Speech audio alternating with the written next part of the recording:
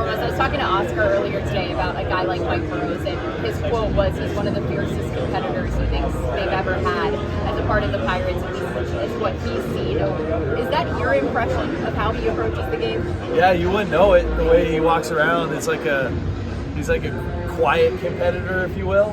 Not real loud, but he is. When he's out on the mound, it's fierce, and he gets after it.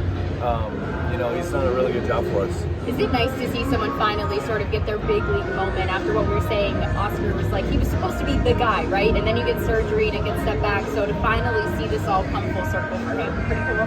Really cool. Really cool to see him get that outing last year in New York against the Yankees, especially so close to where he grew up. And then, to see what he's been able to do this year starting. And he's continued to get better. At the beginning, it was, some not rough outings, but some areas where he needed to learn how to slow things down. He learned through those on how to do that, and he's doing a really, really good job. Is there anything in particular that's kind of stood out from him that's, through having more of an opportunity and just kind of making the most of it? I think to me what stands out is his ability to learn how to slow things down. It's the thing you have to learn here in the big leagues, especially as a rookie and a young guy.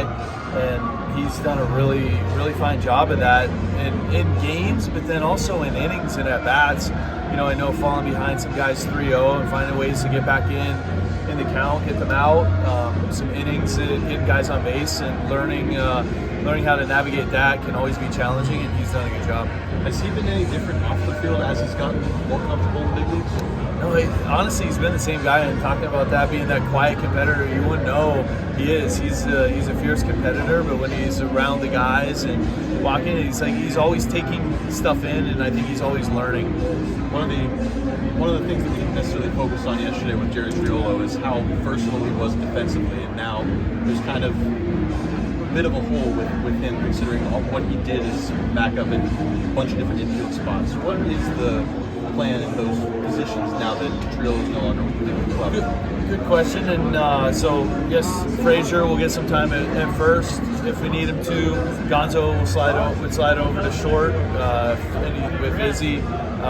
But you nailed it with Tree. It's the value that he brings big time is that versatility, and not just versatility, Gold Glove versatility, being able to play as well as he does at a lot of different spots that sometimes you take for granted because he's so consistent and so good in those spots. But having guys that can bounce around, Isaiah can bounce around too. He's going to be our shortstop, but we've had him at third.